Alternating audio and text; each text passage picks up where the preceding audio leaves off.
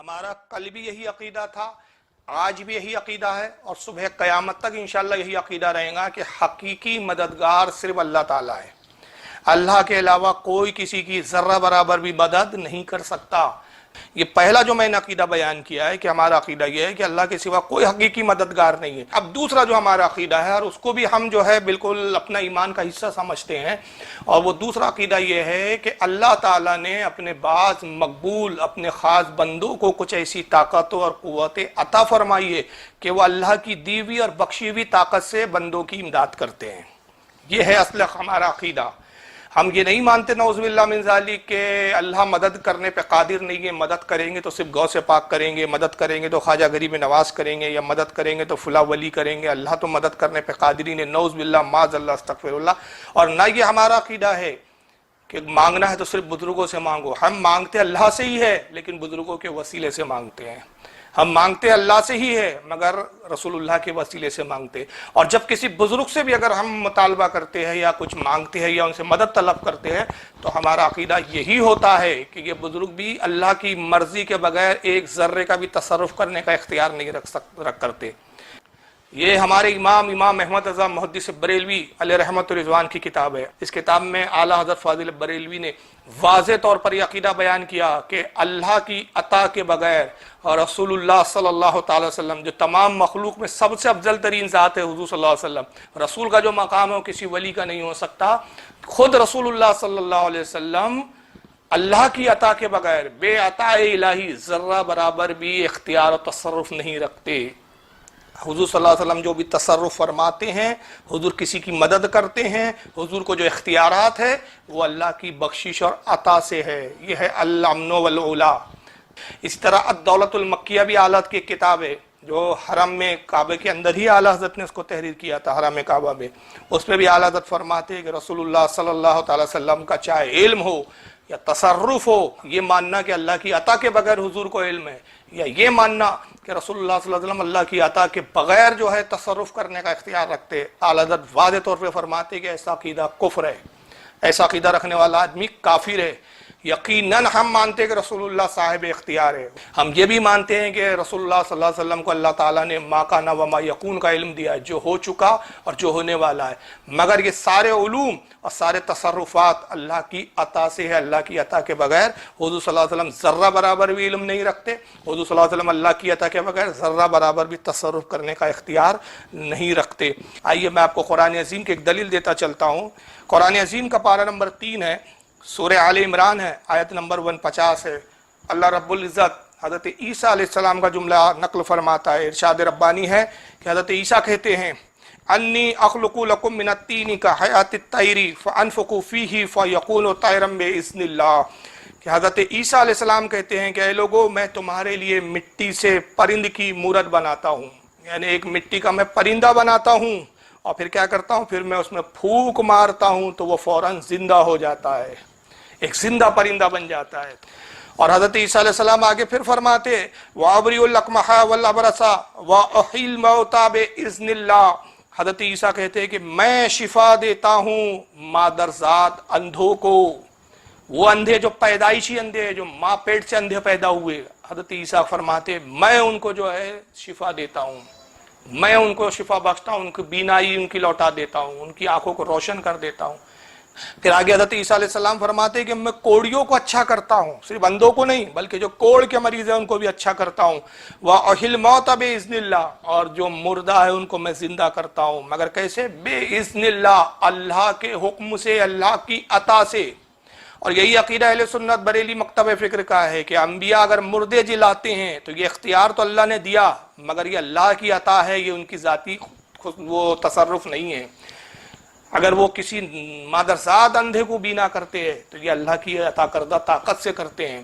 تو ہمارا بھی تو یہی عقیدہ ہے کہ چاہے کوئی اللہ کا ولی ہو، چاہے نبی ہو، اگر ان سے ہم مانگے تو وہ دیتے ضرور ہے مگر اللہ کی عطا سے دیتے ہیں۔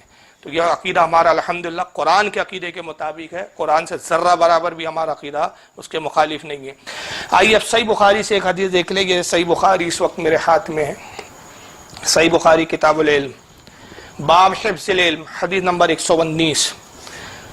امام بخاری رحمۃ اللہ علیہ نقل کرتے ہیں عن ابی ہریرہ قال قلت یا رسول اللہ صلی اللہ علیہ وسلم انی اسمع منک حدیثا کثیرا انسا۔ حضرت ابو ہریرہ کہتے ہیں کہ میں نے رسول اللہ صلی اللہ تعالی وسلم سے عرض کیا کہ اللہ کے نبی میں آپ سے بہت زیادہ حدیثیں سنتا ہوں لیکن وہ ساری حدیثیں میں بھول جاتا ہوں، یعنی یادداشت ان کی اس وقت بہت کمزور تھی ابو ہریرہ کی۔ کہتے ہیں یا رسول اللہ میں آپ سے حدیث تو بڑی کثیر سنتا ہوں لیکن حضور میں ان حدیثوں کو بھول جاتا ہوں۔ قال ابسط رداءک، اللہ کے نبی صلی اللہ علیہ وسلم نے ارشاد فرمایا ابو ہریرہ اپنی چادر کو پھیلاؤ، جو چادر وہ پہنے ہوئے تھے سرکار نے کہا اس چادر کو پھیلا دو۔ فبسطتہ، اور جب وہ کہتے ہیں کہ میں نے چادر پھیلائی، قال فغرف بیدیہ، تو ابو ہریرہ کہتے ہیں کہ اللہ کے نبی صلی اللہ علیہ وسلم نے اپنے دستے مبارک سے لیا اور کوئی شے جیسے میری چادر میں ڈالی، وہ جو چیز ڈالی وہ دکھ نہیں رہی تھی مگر حضور صلی اللہ علیہ وسلم نے اپنے دستے مبارک سے وہ میری چادر میں نے چادر پھیلائی، حضور نے وہ چیز کوئی شے اپنے دستے مبارک سے میری چادر میں ڈالی۔ ثم قال، پھر اس کے بعد نبی نے فرمایا ضمہ، اے ابو ہریرہ اس کو اپنے سینے سے لگا لے، اپنے سینے سے اس کو چمٹا لے، اپنے سینے سے گویا اس کو ملا لے۔ فضممتہ فما نسیت شیئا بعدا، حضرت ابو ہریرہ کہتے ہیں میں نے اس چادر کو اپنے سینے سے چمٹا لیا اور خدا کی قسم اس کے بعد میں پھر کبھی کوئی چیز نہیں بھولا۔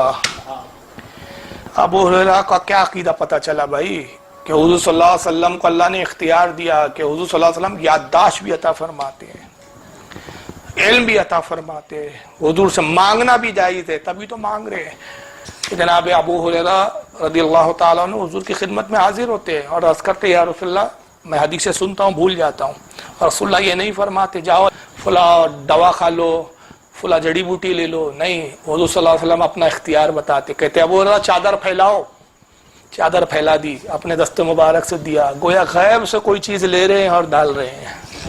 اب چادر سمیٹ لو، سینے سے لگا لو، چادر سمیٹ لی گئی۔ ابو ہریرہ کہتے چادر میں حضور نے نہ جانے کیا ڈالا، میں نے سینے میں سے اس کو چمٹایا، سینے میں کیا داخل ہوا حضور کی عطا کردہ کون سی شے تھی نہ جانے، مگر تاثیر یہ ہوئی کہ پھر کبھی اس کے بعد میں کوئی چیز نہیں بولا۔ یہ بخاری کے اندر حدیث ہے، پتہ نہیں وہابی جی کو یہ بخاری میں کیوں نہیں ملتی، اللہ جانے یہ بخاری کیا پڑھتے ہیں، بخاری میں صرف رفدین کی حدیثیں پڑھتے ہیں، باقی کچھ دیکھتے نہیں بیچارے۔ پھر اس کو امام مسلم بھی لائے ہیں اپنی صحیح میں، کتاب فضائل الصحابہ حدیث نمبر 6291 کے تحت۔ امام ترمذی نے بھی اس کو اپنی سنن میں لایا کتاب المناقب حدیث نمبر 3834 کے تحت، یعنی بخاری مسلم ترمذی یہ تین تو سیاہ ستہ کی کتابیں ہیں، یہ تین کتابوں میں تو کم سے کم یہ حدیث موجود ہے، مگر وہابی جی کی نظر سے حدیثیں نہیں گزریں گی۔ امام ابو یعلا بھی لائے ہیں اس کو المسند میں جلد نمبر 11 صفحہ 121 حدیث نمبر 6248۔ امام طبرانی بھی لائے ہیں معجم الاوسط جلد 1 صفحہ 375 حدیث نمبر 811۔ امام حیثمی بھی لائے ہیں اس کو مجمع الزوائد میں جلد 9 صفحہ 448 حدیث نمبر 15995۔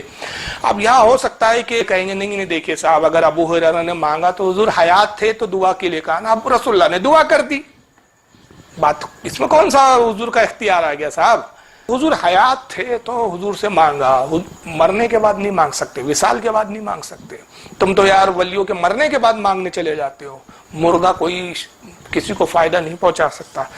تو آئیے ذرا آپ کو آپ کے گھر تک پہنچا دوں، دیکھ لیجئے یہ 5ویں جلد ہے ابن ابی شیبہ کی، اور پھر یہ حدیث کتنی کتابوں میں ہے آگے انشاءاللہ میں بات کروں گا اس پر۔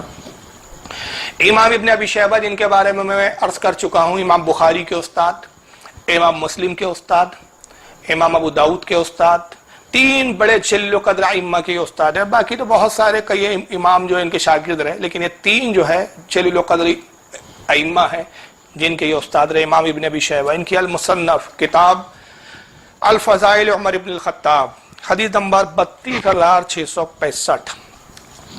امام ابن ابی شیبہ کا حدیث نقل کرتے ہوئے کہتے ہیں حدثنا ابو معاویہ، حدیث بیان کی ہم سے ابو معاویہ نے، عن الاعمش انہوں نے روایت کی اعمش سے، عن ابی صالح وہ روایت کرتے ابی صالح سے، عن مالک الدار اور وہ روایت کرتے حضرت مالک الدار سے، قال وقانا خازن عمر علی الطعام، کہتے کہ مالک الدار سے روایت ہے جو حضرت فاروق اعظم کے دور خلافت میں جو ہے وہ اس کے انچارج تھے، یعنی وزیر فوڈ جس کو بول سکتے ہیں، منسٹر آف فوڈ، کیا بولیں گے اردو میں اس کو یار، طعام مطلب کھانے پینے کے جو غلہ ہوتا ہے اس کے وہ نگران تھے، اس کے مطلب اس کے وزیر تھے، وہ منسٹر آف فوڈ، اس کو اب یہ بحث سے اچھا لفظ نہیں مل رہا ہے، ہاں نہیں بیت المال نہیں ہوتا ہے وہ، یعنی اناج کے جو بھنڈار ہوتے ہیں اس کے نگران تھے وہ مالک الدار، ان سے یہ حدیث روایت ہے فاروق اعظم کے زمانے میں، وہ جو ہے کھانے پینے کی اشیاء کے جو ہے وہ نگران تھے۔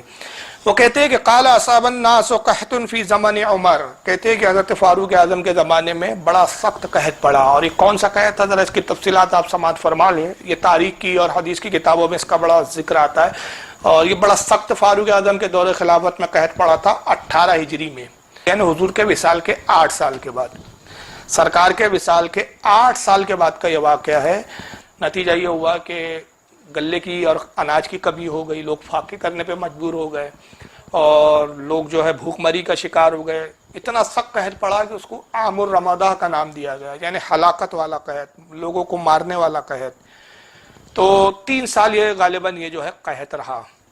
تو حضرت مالک الدار روایت کرتے ہوئے کہتے ہیں کہ رسول جو ہے حضرت عمر کے زمانے میں جب وہ قحط پڑا، فجاء رجل الى قبر النبی صلی اللہ علیہ وسلم فقال، تو ایک شخص جو ہے وہ حضور کی قبر پر حاضر ہوئے۔ اب یہ کون تھے؟ یہاں تو حدیث میں رجل لفظ آیا ہے کہ ایک شخص، لیکن شارحین حدیث نے یہاں پر واضح کیا، جیسے امام ابن حجر عسقلانی ہیں اور امام بدر الدین عینی ہیں، بہت سارے محدثین نے واضح کیا کہ وہ شخص جو تھے حضور کی قبر پر حاضر ہوئے، حضور کی قبر پر گئے، ان کا نام تھا حضرت بلال ابن حارث المزنی۔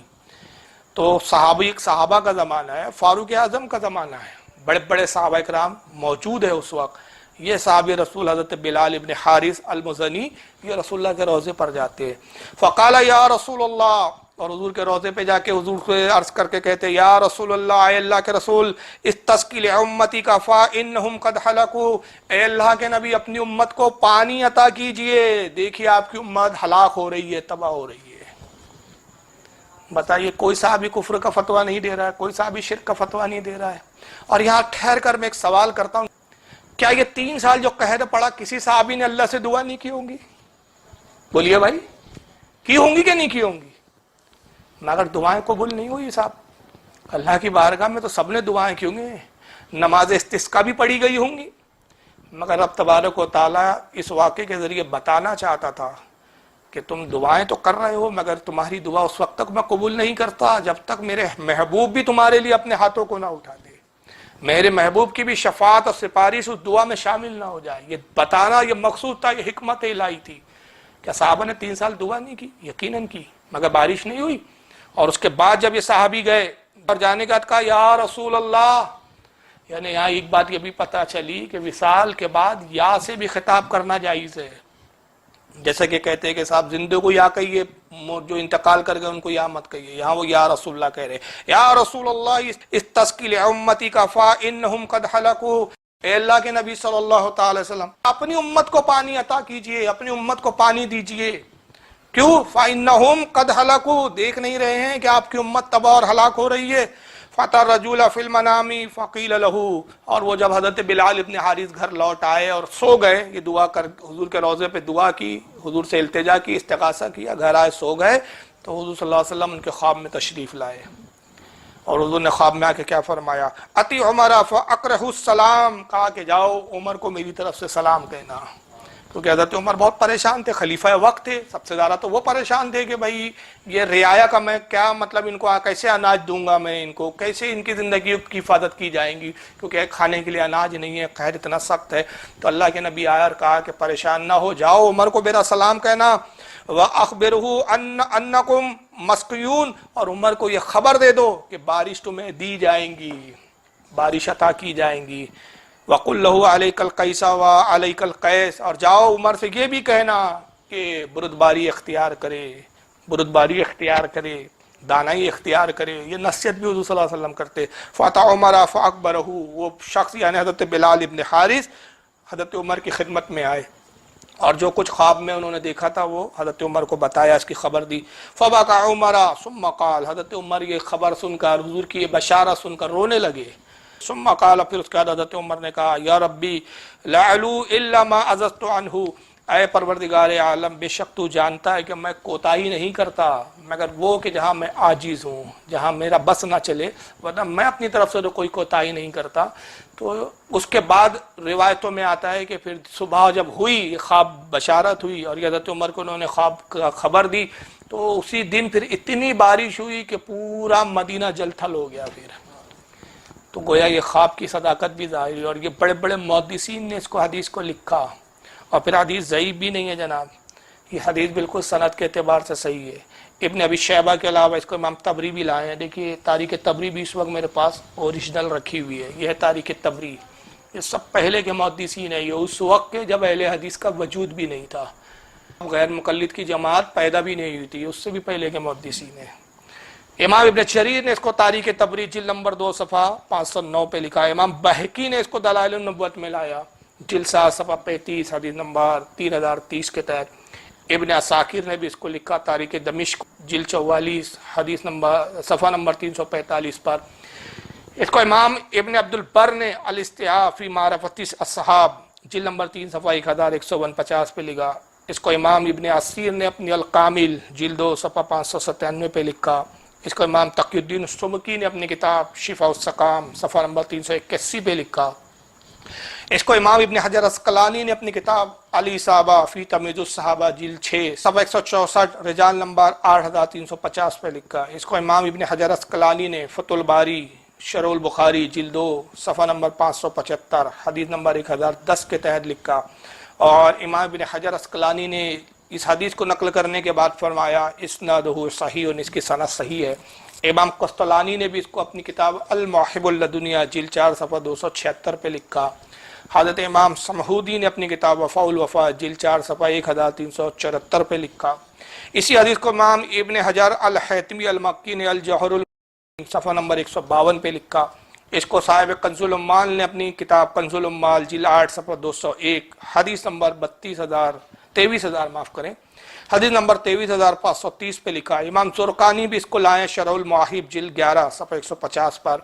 حضرت علامہ شیخ محمد عابد الانصاری انہوں نے اپنی کتاب التوسل صفحہ 71 پر لکھا، اور خود غیر مقلدین نام نہاد اہل حدیثوں کے علامۃ الدہر ابن تیمیہ نے اپنی کتاب اقتصاء الصراط المستقیم صفحہ نمبر 374 پہ لکھا۔ ابن کثیر نے بھی اس کو اپنی کتاب البدایہ والنہایہ جلد 7 صفحہ 205 پر لکھا، اور ابن کثیر بھی اس روایت کو لکھ کر کہتے ہیں ھذا اسنادہ صحیح، اس حدیث کی سند صحیح ہے اور یہ روایت بالکل صحیح ہے۔ آئیے دیکھیے یہ ابن کثیر کی البدایہ اس وقت میرے ہاتھ میں، البدایہ والنہایہ تاریخ پر بڑی عظیم کتاب ہے یہ، اور غیر مقلدین کے تو بہرحال ابن کثیر جو ہے بڑے فیوریٹ اور بڑے مسلم علامہ ہے۔ حافظ ابن کثیر کی البدایہ والنہایہ اس کی 7ویں نمبر کی جلد ہے، 7ویں جلد ہے، صفحہ نمبر اس کا 43 ہے۔ غزوہ یمامہ واقع ہوا حضرت ابو بکر صدیق کے دور خلافت میں، اور واقعے کا پس منظر مختصر یہ ہے کہ مسلمہ قذاب کر کے ایک شخص پیدا ہوا جس نے حضور ہی کے زمانے میں نبوت کا جھوٹا اعلان کیا، اور اللہ کے نبی صلی اللہ علیہ وسلم نے اس کے قتل کا حکم دے دیا، مگر کہ اس سے پہلے کہ جنگ ہوتی اور مسلمہ مارا جاتا، رسول اللہ صلی اللہ علیہ وسلم کی طبیعت علیل تھی، سرکار جو ہے اسی مرض الموت میں وصال فرماتے، مگر حضرت ابو بکر صدیق جیسے ہی خلیفہ بنے تو یہ پھر جنگ ہوئی غزوہ یمامہ جس کا نام ہے۔ چنانچہ خالد ابن ولید اور حضرت حذیفہ بڑے بڑے جلیل القدر صحابہ مسلمہ قذاب کی سے جنگ کرنے کے لیے روانہ ہوئے۔ یہ بڑی تفصیلات ہے۔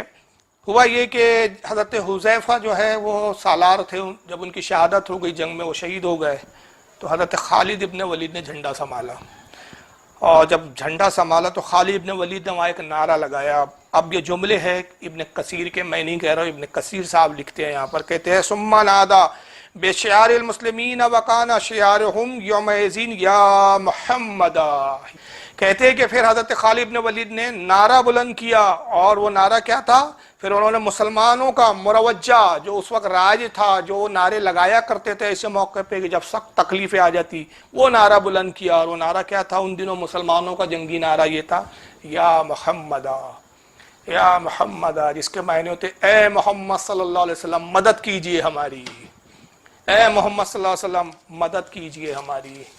کیوں صاحب خالد ابن ولید کے بارے میں کیا کہیں گے؟ غزوہ یمامہ ہو کہاں رہی ہے اور مدینہ کہاں ہے؟ فرق ہے دونوں میں، ایک جگہ نہیں ہے۔ حضور کا وصال ہو چکا ہے، وصال نبی کے بعد وہ حضور کو مدد کے لیے پکار رہے ہیں، اور ابن کثیر کے الفاظ ہے کہ یہ شعار تھا صحابہ کا، یہ دستور بن چکا تھا کہ ایسے موقع پر وہ یا محمدہ کا نعرہ لگاتے تھے، یعنی جب تکلیف اور پریشانی آ جاتی ان پر تو یا محمدہ کہتے تھے، اے محمد مدد کیجئے، کیونکہ یا محمدہ جو ہے یہ استعانت کے لیے آیا ہے، اس میں محمدہ کا جو لفظ ہے یا استعانت کے لیے، عرف ندا ہے اس کے اندر، پکار رہے ہیں یا محمدہ یا محمدہ، اور اس میں جو ہا ہے وہ استعانت کے لیے آتا ہے، تو اس کا مطلب یہی ہوتا ہے اے محمد صلی اللہ تعالی وسلم مدد کیجئے ہماری، مدد کیجئے ہماری۔ اور پھر اس کو حافظ ابن جریر طبری نے بھی اس کو اپنی تاریخ طبری میں لکھا، جیسا کہ یہ اس وقت موجود بھی ہے میرے پاس، جلد نمبر اس کی 2 ہے، جلد 2 صفحہ 281 پر ابن طبری نے بھی لکھا ہے اس کو، امام ابن جریر طبری نے۔ ابن الاسیر نے بھی اس کو اپنی الکامل میں جلد 2 صفحہ 221 پر لکھا ہے۔ اور آئیے کتاب میں اور دکھاتا چلو۔ تو ہمارا بھی تو یہی عقیدہ ہے کہ چاہے کوئی اللہ کا ولی ہو، چاہے نبی ہو، اگر ان سے ہم مانگے تو وہ دیتے ضرور ہیں، مگر اللہ کی عطا سے دیتے ہیں۔ تو یہ عقیدہ ہمارا الحمدللہ قرآن کے عقیدے کے مطابق ہے، قرآن سے ذرہ برابر بھی ہمارا عقیدہ اس کے مخالف نہیں ہے۔ پارہ نمبر 6 سورہ مائدہ آیت نمبر 55 ذرا دیکھ لیں اللہ کیا فرماتا ہے، انما ولیکم اللہ ورسولہ والذین آمنوا الذین یقیمون الصلاۃ ویؤتون الزکاۃ وہم راکعون۔ اللہ فرماتا ہے کہ بے شک اے لوگو، بے شک تمہارا مددگار، تمہارا ولی اللہ ہے۔ اللہ فرما رہا ہے کہ اے مومنو، ایمان والو، تمہارا مددگار کون ہے؟ اللہ ہے۔ پھر آگے فرماتا ہے اور اس کا رسول، رسول بھی تمہارا مددگار ہے۔ اور صرف رسول تک بات نہیں روکی گئی، آگے پھر اللہ کا ارشاد بڑھتا ہے آگے، اور اللہ ارشاد فرماتا ہے والذین آمنوا الذین یقیمون الصلاۃ ویؤتون الزکاۃ وہم راکعون، اور وہ لوگ بھی تمہارے مددگار ہیں جو ایمان لائے، نمازوں کو قائم کرتے ہیں، زکوٰۃ ادا کرتے ہیں، اور اللہ کے حضور جھکے ہوئے ہیں۔ یعنی وہ اولیاء اکرام کی جماعت جو ایمان میں مضبوط ہے، مستحکم ہے، جن کا عالم یہ ہے کہ اللہ کے لیے نمازوں کو قائم کرتے ہیں، اللہ کی راہ میں زکوٰۃ دیتے ہیں، اور اللہ کی بارگاہ میں جھکے ہوئے ہیں، خوب عبادتیں کرتے ہیں، وہ اولیاء اکرام، وہ نیک صالحین، وہ بھی تمہارے مددگار ہے۔ 3 مددگار خود اللہ نے بیان فرمایا، اللہ بھی مددگار ہے، رسول بھی مددگار ہے، اللہ حقیقی مددگار ہے، اللہ کی عطا سے رسول اللہ مددگار ہے، اور رسول کے صدقے میں اولیاء اکرام بھی مددگار ہے۔ یہ ہے اہل سنت کا عقیدہ۔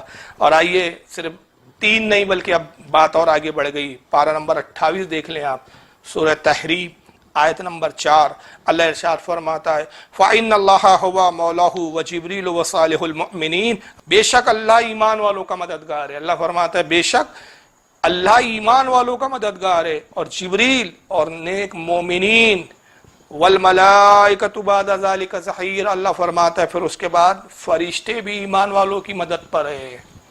فرشتے بھی اللہ فرماتا ہے کہ یہ بھی ایمان والوں کے مددگار ہے، اللہ بھی مددگار ہے، جبریل بھی مددگار ہے، فرشتے بھی مددگار ہے۔ تو اندازہ لگائیے، تو خود اللہ ارشاد فرما رہا ہے کہ تمہاری مدد کرنے والے۔ اب ظاہر ہے جو مدد پر معمور ہے تو ان کو اگر مدد کے لیے آواز دی جائے، ان سے مدد طلب کی جائے، تو اس میں کون سا شرک ہو گیا جناب؟ اگر مددگار سے مدد نہ مانگی جائے تو پھر آیت پر عمل کیسے ہوا؟ پھر یہی وجہ ہے کہ صحابہ اکرام کا خود عمل کیا تھا؟ صحابہ اکرام کا عمل یہ تھا کہ وہ مصیبت میں، مشکل وقتوں میں رسول اللہ کی بارگاہ میں حاضر ہوتے تھے، اور رسول اللہ سے امداد طلب کرتے، حضور سے مدد طلب کرتے۔ اور یہ صحابہ کا عمل تھا۔ اگر نعوذ باللہ غیر اللہ سے مدد مانگنا، غیر اللہ سے مدد طلب کرنا، چاہے غوث اعظم ہو یا حضرت خواجہ غریب نواز ہو یا صحابہ اکرام ہو یا انبیاء اکرام ہو یا رسول اللہ صلی اللہ علیہ وسلم کی ذات اقدس ہو، کسی کو بھی اپنی مدد کے لیے پکارنا، ان سے مدد طلب کرنا اگر شرک ہوتا تو رسول اللہ اس سے منع کر دیتے۔ اگر کوئی صحابی یہ مدد کے لیے حضور کی خدمت میں حاضر ہوتا، حضور فوراً اس سے منع نہ کرتے بلکہ توبہ کرواتے کہ شرک ہو گیا، 14 سال کے بعد ایک جماعت آئیں گی، نام نہاد مسلمان اور نام نہاد اہل حدیث ہوں گے جو چیخ چیخ کے کہیں گے غیر اللہ سے مانگنا جائز نہیں، شرک ہے، شرک ہے، بے بس بندے ہیں یہ۔ حضور نے منع نہیں کیا، بلکہ اس کے برعکس تاریخ کی کتابوں میں اور حدیث میں کیا ملتا ہے۔ اور یہ حدیث کو دیکھیں جس کو آپ کے البانی صاحب نے صحیح کہا ہے، یہ ضعیف حدیث نہیں ہے، ضعیف بول کر اس کا راگ آپ کے حدیث کی اہمیت کو گھٹانے کی کوشش مت کیجئے گا۔ آپ کے البانی نے اس حدیث کو صحیح کہا ہے۔ ذرا حدیث ملاحظہ کرے کہ حدیث پاک کیا ہے۔ مشکات کے اندر یہ حدیث کتاب احوال القیامہ و بدی الخلق، اور باب ہے باب الحوض والشفاعتی، شفاعت اور حوض کا بیان، حدیث نمبر ہے 5603، حدیث نمبر 5603 پر یہ حدیث صاحب مشکات نقل کرتے ہیں، کہتے ہیں وعن انس قال، حضرت انس رضی اللہ تعالیٰ عنہ سے روایت ہے، وہ کہتے ہیں قال رسول اللہ صلی اللہ علیہ وسلم ان اللہ عز وجل وعدانی ان يدخل الجنة من امتی 400,000 بلا حساب۔ अल्लाह के नबी सल्लल्लाहु अलैहि वसल्लम फरमाते कि लोगों, परवरदिगार आलम ने मुझसे वादा फरमाया और वादा ये किया कि महबूब मैं तेरी खातिर तेरी उम्मत के 4 लाख लोगों को बगैर हिसाब किताब के बख्श दूंगा। 4 लाख लोगों की मैं ऐसी बख्शिश फरमाऊंगा कि ना उनसे कोई हिसाब लिया जाएगा, ना उनसे कुछ पूछ की जाएंगी, ना उनके अमालों को देखा जाएगा। 4 लाख लोगों को अल्लाह फरमाता है वादा करता हूँ हबीब को बख्श दूंगा। फ़क़ाल अबू बकरिन ज़िदना या रसूल अल्लाह। रावी हज़रत अनस कहते हैं कि अबू बकर सिद्दीक खड़े हुए और अर्ज किया ज़िदना या रसूल अल्लाह, अल्लाह के नबी इन 4 लाख जन्नतियों में और इजाफा फरमा दीजिए। अंदाजा लगाइए अबू बकर सिद्दीक का अकीदा क्या है। यहाँ अबू बकर सिद्दीक का ये अकीदा पता चलता है कि अबू बकर सिद्दीक का खुद वही अकीदा है जो आज अहले सुन्नत का है कि अल्लाह ने मुस्तफ़ा को इख्तियार दिया है कि हुजूर अगर चाहें तो हुजूर बेबस नहीं है, इतने साहिब इख्तियार है कि अल्लाह ने अगर 4 लाख का वादा किया तो हुजूर चाहे तो इन जन्नतियों की तादाद बढ़ा सकते हैं। ये मिशकात के अंदर हदीस है और इसको अलबानी साहब ने सही कहा है। तो अबू बकर सिद्दीक खड़े हुए और कहा फ़क़ाल अबू बकर ज़िदना या रसूल अल्लाह। अबू बकर सिद्दीक खड़े होकर करते हैं अल्लाह के नबी इन 4 लाख की तादाद में इजाफा फरमा दीजिए। क़ाला वहकज़ा फ़असा बिकफ़्फ़ैहि वजमअहुमा। अल्लाह के नबी सल्लल्लाहु अलैहि वसल्लम ने अपने हाथों को लिया और उसका एक लब बनाया, प्याले की शक्ल में अपने हाथ को इस तरह आपस में मिला लिया, प्याले की शक्ल दी और कहा अबू बकर तुम कहते हो, लो ये अपनी तरफ से 4 लाख मैं बढ़ा देता हूँ। अंदाजा लगाइए रसूलुल्लाह 4 लाख बढ़ा रहे हैं, लेकिन वही नहीं आती है। जिब्रील आके नहीं कहते हैं कि मोहम्मद सल्लल्लाहु अलैहि वसल्लम आप कौन होते जन्नतियों की तादाद बढ़ाने वाले। अगर अल्लाह ने 4 लाख का वादा किया है तो ये अल्लाह का इख्तियार है, जिसको चाहे जन्नती बनाए, जिसको चाहे जहन्नमी बनाए। आप कौन होते जो 4 लाख लोगों को अपनी तरफ से जन्नत में डाल रहे हैं और इजाफा कर रहे हैं। जिब्रील नहीं आए जनाब, जिब्रील ने मना नहीं किया, वही नाजिल नहीं हुई। क्यों? क्योंकि अल्लाह रब्बुल इज्जत गोया ज़बान हाल से बता रहा है कि लोगों समझ लो मेरा महबूब को मैंने कैसे इख्तियार दिया। 4 लाख का तो मैंने वादा कर लिया था, अब मेरा महबूब जितना चाहे उतना बढ़ाए। इधर महबूब बढ़ाता जाए, उधर मैं जन्नतियों के नाम जो है लौह महफूज पे बढ़ाता जाऊंगा। अभी 4 लाख हुजूर ने बढ़ा दिए। फिर उसके बाद हदीस के अल्फाज है फ़क़ाल अबू बकर ज़िदना या रसूल अल्लाह। अबू बकर सिद्दीक फिर खड़े हुए और फिर अर्ज करते अल्लाह के नबी और इसमें इजाफा फरमा दीजिए। हज़रत अबू बकर सिद्दीक का अकीदा देखते जाए। वो कह रहे वो देख रहे हैं कि हुजूर ने 4 तो बढ़ा दिए, अल्लाह ने 4 का वादा किया, रसूल ने 4 बढ़ा दिए, बात तो हो गई ना। लेकिन हज़रत अबू बकर बता रहे हैं कि हुजूर को ये इख्तियार है कि इसमें और बढ़ा सकते। कहा या रसूलल्लाह और बढ़ा दीजिए। क़ाल वहकज़ा। अल्लाह के नबी सल्लल्लाहु अलैहि वसल्लम ने फिर उसी तरह किया, फिर हाथ मिलाया, फिर इशारा किया, कहा लो अबू बकर 4 लाख और बढ़ाए। फ़क़ाल उमर दअना या अबा बकरीन। हदीस के अल्फाज है कि फिर हज़रत उमर कहते हैं कि अबू बकर बस कीजिए, कितना आप बढ़ाएंगे, बस कीजिए। 8 बढ़ा दिए हुजूर ने, 4 का अल्लाह ने वादा कर लिया, कुल 12 लाख हो गए जिनका हिसाब व किताब नहीं होगा। अब आप इसमें कितना इजाफा कर रहे हैं, रुक जाइए। तो जब हजरत उमर ने अबू बकर सिद्दीक को रोका तो अबू बकर सिद्दीक ने उनसे शिकायत की कि उमर आखिर तुम मुझे क्यों रोक रहे हो। अगर हुजूर सल्लल्लाहु अलैहि वसल्लम जो अल्लाह ने उन्हें इख्तियार बख्शा है उस इख्तियार के वजह से जन्नतियों की तादाद में इजाफा कर रहे हैं, और अगर मैं ये चाहता हूँ कि सब के सब जन्नत में चले जाए तो इसमें आपका क्या नुकसान है। फ़क़ाल उमर इन अल्लाह अज़्ज़ व जल्ल इन शाअ अन युदखिलल खल्क़हुल जन्नता बिकफ़्फ़िन वाहिदिन फ़अल। हज़रत उमर ने कहा अबू बकर मेरा ये अकीदा नहीं है कि रसूलुल्लाह जो है जन्नतियों में इजाफा जो कर रहे हैं वो सही नहीं है या हुजूर इजाफा नहीं कर सकते, बल्कि क्या कहा, अरे अबू बकर सिद्दीक आप क्या किस्तों में बढ़वा रहे हैं। अगर अल्लाह चाहेगा तो हुजूर सल्लल्लाहु अलैहि वसल्लम के एक लब में ही हुजूर के सदके में सारी उम्मत को जन्नत में दाखिल फरमा देगा। बेकफ़्फ़िन वाहिद फ़अल, अल्लाह चाहे तो अपने नबी के एक लब में ही सबको जन्नत में डाल दे। तो रसूलुल्लाह ने तो यहाँ एतराज़ करना था, ऐ उमर तुम्हें नहीं मालूम मौलवी तौसीफुर रहमान साहब 1400 साल के बाद पैदा होंगे और वो कहेंगे मोहम्मद हो चाहे कोई भी हो, कोई नबी हो या वली हो, सब बेबस बंदे हैं, ये तो किसी को कुछ दे नहीं सकते, अता नहीं कर सकते। और तुमने इतना बड़ा दावा कर दिया कि अल्लाह चाहे तो मेरे एक लप में, मेरे एक मुट्ठी भर प्याले में सारे उम्मतियों को जन्नत में दाखिल कर दे। ऐ उमर तुम तो मुशरिक हो गए, नऊज़ बिल्लाह मिन ज़ालिक। तुम्हें तो तौबा करनी चाहिए, तुम्हें तो इस्तग़फ़ार करनी चाहिए। हुज़ूर सल्लल्लाहु अलैहि वसल्लम ने ये नहीं फरमाया, बल्कि क्या फरमाया, हदीस के अल्फाज है फ़क़ाल नबी सल्लल्लाहु अलैहि वसल्लम सदक़ा उमर। नबी ने फरमाया कि ऐ लोगो उमर ने सच कहा। अगर उमर ये कह रहा है कि अगर अल्लाह चाहे तो मेरे एक लप में सारी उम्मतियों को जन्नत में डाल दे, तो ये बेशक हो सकता है, मेरा रब भी कादिर है और वो चाहे तो मुझे ये इख्तियार बख्श सकता है कि मैं सारी उम्मतियों को जन्नत में दाखिल कर दूँ। ये रसूलुल्लाह सल्लल्लाहु अलैहि वसल्लम का यहाँ साहिब इख्तियार होना पता चल रहा है।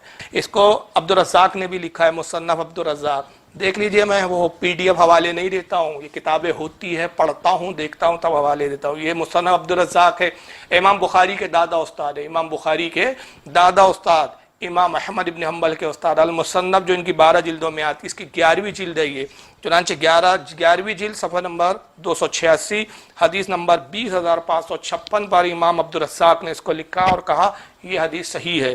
اس کو امام احمد ابن حنبل بھی لائے ہیں، یہ مسند احمد ہے جناب، مسند احمد حدیث نمبر 12,695 امام احمد ابن حنبل نے اس کو نقل کیا، اور امام احمد ابن حنبل نے اسی کو ایک اور جگہ، 2 جگہ یہ مسند میں حدیث کو نقل کیا ہے، ایک جگہ 12,695 اور دوسری جگہ 13,700 پہ جو ہے اس کو نقل کیا، اور امام احمد ابن حنبل نے جس سند سے لایا اس کی سند جو ہے وہ صحیح، امام حنبل نے اس کو فرمایا اسناد صحیح رجال الثقات، یہ حدیث صحیح ہے، اس کی سند صحیح ہے اور اس کے رجال، اس کے راوی صحیح ہے۔ اور بلکہ اس کی جو تخارج جن صاحب نے کی، عرب کے عالم نے، انہوں نے یہ بھی حاشیے میں لکھا کہ رجال الشیخین، اس کے رجال جو شیخین کے رجال ہے، یعنی امام بخاری اور امام مسلم کے رجال ہے اس کو امام طبرانی بھی لائے ہیں معجم الاوسط کے اندر، جلد نمبر 3 صفحہ نمبر 359 حدیث نمبر 3400 پہ، اور امام طبرانی نے اس کو اپنی دوسری حدیث کی کتاب معجم الصغیر میں بھی لایا، جلد نمبر 1 صفحہ 124 حدیث نمبر 342 کے تحت۔ اس کو امام ابو یعلا نے بھی نقل کیا اپنی مسند الیعلا کے اندر، جلد 6 صفحہ 417 حدیث نمبر 3783۔ امام بہقی نے بھی اس حدیث کو لکھا اپنی کتاب الاسماء والصفات، جلد 2 صفحہ 154 حدیث نمبر 721، اور امام بہقی نے بھی اس حدیث کے بارے میں کہا صحیح، یہ حدیث صحیح ہے۔ امام ابن ابی عاصم نے اس کو سنہ میں لایا، جلد نمبر 1 صفحہ 262 حدیث نمبر 590، اور امام ابن ابی عاصم کہتے ہیں اسنادہ صحیح علی شرط مسلم، یہ امام مسلم کی شرط پر یہ حدیث صحیح ہے، اس کی سند بھی صحیح ہے۔ امام بزار نے کشف الاستار حدیث نمبر 3548 پر اس حدیث کو لایا۔ اس کو امام بغوی نے بھی لکھا اپنی کتاب شرح السنہ، جلد نمبر 7 صفحہ 507 حدیث نمبر 4231 کے تحت۔ اس کو امام حسمی بھی لائے ہیں مجمع الزوائد میں، جلد نمبر 10 صفحہ 545 حدیث نمبر 18707 کے اوپر۔ یہ ہے المصنف میرے ہاتھ میں امام ابن ابی شیبہ کی۔ امام ابن ابی شیبہ جو امام بخاری کے استاد ہیں، امام مسلم کے استاد ہیں، امام ابو داؤد کے استاد ہیں، صاحب سیاح ستہ، ان میں سے 3 جلیل القدر اماموں کے یہ استاد رہے ہیں حضرت امام ابن ابی شیبہ۔ 12 جلدوں میں اور کئی مختلف جلدوں میں، ان کی 17 جلدوں میں بھی آئی ہے ابن ابی شیبہ تخارج کے ساتھ۔ یہ جو نسخہ میں دکھا رہا ہوں میرے پاس 17 والا بھی ہے، لیکن یہ 12 والی کتاب کا نسخہ دکھا رہا ہوں، 12 جلدوں والی کا، المصنف ابن ابی شیبہ، امام ابن ابی شیبہ حدیث نمبر 37923۔ اور پھر یہ حدیث کن کن کتابوں میں آئی وہ بھی دکھاؤں گا انشاءاللہ۔ اس حدیث کو امام طبرانی بھی لائے ہیں، یہ دیکھیں طبرانی معجم الکبیر۔ میں جتنے کتابوں کے حوالے دے رہا ہوں سب میرے پاس الحمدللہ اوریجنل موجود ہے۔ یہ ہے طبرانی المعجم الکبیر، اس کی جلد نمبر 19 صفحہ 11 حدیث نمبر 12، اور بھی حوالے میں آگے دیتا ہوں۔ یہ کتابوں کے میں جو دکھا رہا ہوں آپ کو نسخے، اس میں کیا ہے، حضرت قتادہ ایک صحابی ہے، جلیل القدر صحابی ہے، غزوہ بدر میں ان کی آنکھ پر ایک تیر آ کے لگتا ہے، اور جب تیر لگا تو آنکھ ان کی نکل آئی باہر حلقے میں سے۔ انہوں نے اس آنکھ کو پھینکا نہیں، اس آنکھ کو زمین پر دبا نہیں دیا، ضائع نہیں کیا۔ ان کا عقیدہ دیکھیے حضرت قتادہ صحابی رسول کا، اس آنکھ کو لیتے اپنے ہتھیلی میں لیا، نس سے لٹک رہی تھی وہ آنکھ، اس کو توڑا، ہاتھ میں لے لیا، اور ہاتھ میں لے کر وہ آنکھ رسول اللہ کی بارگاہ میں حاضر ہو کے کہتے یا رسول اللہ اس آنکھ کو درست فرما دیجئے۔ نبی پاک صلی اللہ علیہ وسلم نے تو فوراً آپ کے بقول آپ کے عقیدے کے مطابق شرک کا فتویٰ لگا دینا تھا، کہنا تھا غیر اللہ سے مانگنے آئے ہو، مانگنا بھی ہے تو اللہ کو پکارو، مجھے پکار رہے ہو، مجھ سے مدد طلب کر رہے ہو، اور اس کام کی مدد مجھ سے مانگ رہے ہو جو میری فیلڈ نہیں ہے۔ میں تو نبی بن کر آیا ہوں، ڈاکٹر بن کے نہیں آیا ہوں، میں طبیب نہیں ہوں کہ تمہارا آپریشن کر دوں اور اس آنکھ کو درست کر دوں۔ حضور نے یہ نہیں فرمایا، کیونکہ مصطفیٰ صلی اللہ تعالی وسلم کو اللہ نے اختیار دیا تھا، اور صحابی کا یہ کہنا حضور آنکھ درست کر دیجئے، صحابہ بھی جانتے تھے کہ نبی کو اللہ نے اختیار بخشا ہے، حضور چاہے تو مدد فرماتے ہیں۔ اللہ کے نبی نے اپنے دستے مبارک میں اس آنکھ کے گولے کو لیا اور اس کو اپنی جگہ لگایا، پھر راوی کہتے اپنا لعاب دہن نکالا۔ راوی خود حضرت قتادہ ابن نعمان، ان کا پورا نام ہے قتادہ ابن نعمان۔ حضرت قتادہ ابن نعمان کہتے حضور نے وہ آنکھ کو میرے آنکھ کے گولوں میں ہلکے میں رکھا اور اپنا لعاب دہن لگایا اور آنکھ پر امامہ باندھ دیا، اور فرمایا کہ اس کو اگلی نماز میں جب تو نماز پڑھنے آئے، غالباً ظہر کا وقت تھا، وہ جب آنکھ درست کی، کہا عصر کے وقت جب تو آئے تو یہ آنکھ مجھے کھول کے دکھانا۔ حضرت قتادہ آئے اور جب آنکھ کو کھولا تو پوچھا رسول اللہ نے قتادہ آپ کیا حال ہے تمہارا؟ کہا یا رسول اللہ خدا کی قسم وہ آگ زیادہ روشن اور زیادہ دور تک دیکھ رہی ہے جس کو آپ نے درست کیا ہے۔ مولوی صاحب لگائیے شرک کا فتویٰ ان محدثین پہ، ان کو نہیں دکھ رہا تھا مانگو تو اللہ سے مانگو؟ یہ امام ابن ابی شیبہ کو نہیں دکھ رہا تھا، امام طبرانی کو نہیں سوجا، اس کو امام ابن اسحاق بھی لائے ہیں اپنی سیرت کی کتاب سیرت النبوہ صفحہ نمبر 329۔ سیرت کی پہلی کتاب ہے ابن اسحاق نے جو لکھی ہے، جلیل القدر طبع تابعی ہے۔ ابن سعد نے بھی اس کو اپنی طبقات کے اندر نقل کیا ہے، طبقات الکبریٰ جلد نمبر 2 صفحہ 370 پر۔ اس کو امام ابو یعلا بھی لائے اپنی المسند میں جلد نمبر 3 صفحہ 120 حدیث نمبر 1549۔ امام ابو نعیم نے بھی اس حدیث کو نقل کیا دلائل النبوہ حدیث نمبر 417۔ ابن عساکر نے بھی اس کو تاریخ دمشق الکبیر جلد نمبر 150 صفحہ نمبر 279 پر لایا۔ امام ابن حبان نے اس کو اپنی ثقات کے اندر جلد نمبر 3 صفحہ 344 پر لایا۔ امام حاکم بھی اس کو المستدرک میں لایا جلد نمبر 3 صفحہ 334 حدیث نمبر 5281۔ امام بہقی نے بھی لایا دلائل النبوہ جلد نمبر 3 صفحہ 48 حدیث نمبر 1012 پہ۔ حضرت امام ابو عوانہ انہوں نے اپنی المسند میں جلد 4 صفحہ 348 حدیث نمبر 2932 پر لایا۔ اس کو علامہ ذہبی نے بھی سیار الاعلام بالنبالہ جلد نمبر 2 صفحہ 133 پر لایا۔ امام عسقلانی نے بھی اس کو لکھا ہے تہذیب التہذیب جلد نمبر 5 صفحہ نمبر 231 رجال نمبر 6505 پر۔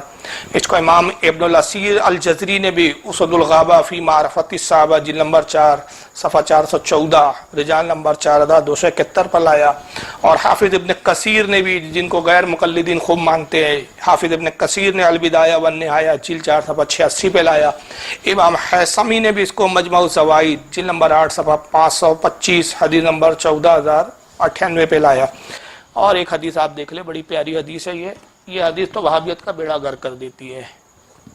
یہ ہے امام طبرانی کی المعجم الکبیر، اس کی جلد نمبر 17 ہے، معجم الکبیر جلد 17 صفحہ نمبر 86 حدیث نمبر 290۔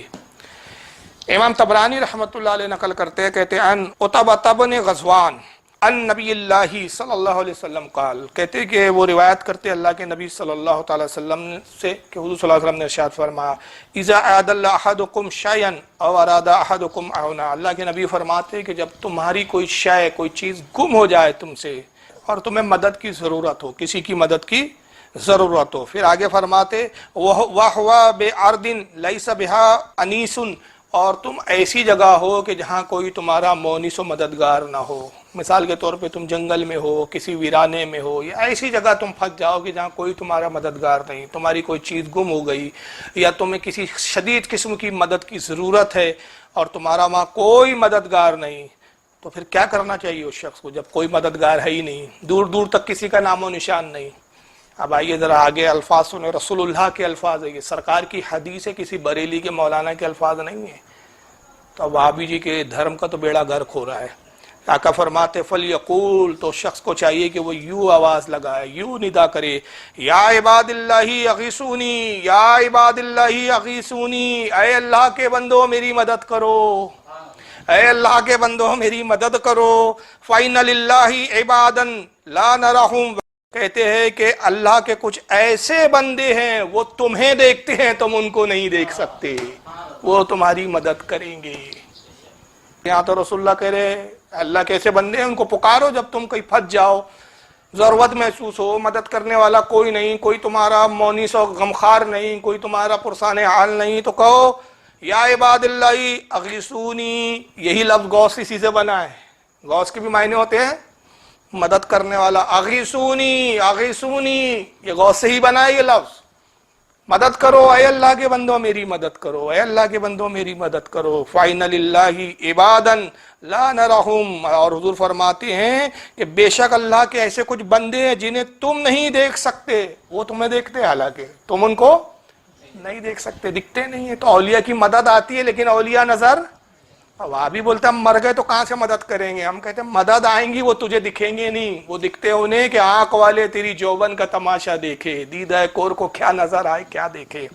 پھر روایت ہے آگے، اس کے راوی حضرت عتبہ کہتے ہیں کہ یہ عمل تجربہ شدہ ہے، اس کے جو راوی ہے وہ کہتے ہیں کہ عمل بھی جو ہے تجربہ شدہ ہے، اس پر جو ہے تجربہ کیا گیا اور اس کو ویسا ہی پایا گیا۔ اس حدیث کو امام طبرانی کے حوالے سے میں نے بیان کیا، حدیث نمبر 290 جلد 17 میں۔ اس کو امام مناوی نے بھی نقل کیا ہے فیض القدیر جلد 1 صفحہ 307 کے تحت۔ اس کو حضرت امام محمد بن محمد الجزری انہوں نے اپنی کتاب الحسن الحسین صفحہ نمبر 209 پہ لکھا، اور امام محمد ابن جزری کی جو کتاب الحسن الحسین ہے اس کے اندر وہ مقدمے میں لکھتے ہیں کہ اس میں میں نے کوئی بھی حدیث ضعیف نقل نہیں کی ہے۔ اس کتاب میں انہوں نے حدیث لائی، گویا ان کے نزدیک یہ حدیث صحیح ہے۔ اس کو کنز العمال میں بھی لایا گیا جلد نمبر 6 صفحہ 706 حدیث نمبر 17498۔ امام حیثمی نے بھی اس کو اپنی کتاب مجموع الزوائد جلد 10 صفحہ 138 حدیث نمبر 17103 پہ لکھا، اور امام حیثمی کہتے ہیں رجالہ الثقات، اس کے رجال ثقہ ہے، سچے ہیں۔ اس کو علامہ شوکانی نے بھی لکھا صاحب، جو غیر مقلدین کے بہت بڑے علامہ مانے جاتے ہیں۔ شوکانی صاحب نے تحفۃ الذاکرین صفحہ نمبر 202 پہ لکھا، اور شوکانی صاحب اس حدیث کو لکھ کر وہاں لکھتے ہیں اس کی شرح کرتے ہوئے کہ یہ حدیث مجرب ہے، اس پر عمل جو ہے مطلب لوگوں کا عمل ہے، اور لوگوں نے اس کو جب عمل کیا تو ویسا ہی پایا، اور کہتے ہیں کہ اس طرح کے عمل کرنے میں کوئی حرج نہیں ہے۔ پوری ایک تفصیلات ہے، انشاءاللہ کسی موقع پہ میں تفصیل سے بیان کروں گا۔ اور اس کو مولوی وحید الزما صاحب نے بھی اپنی کتاب ہدیۃ المہدی صفحہ نمبر 27 پر لکھا۔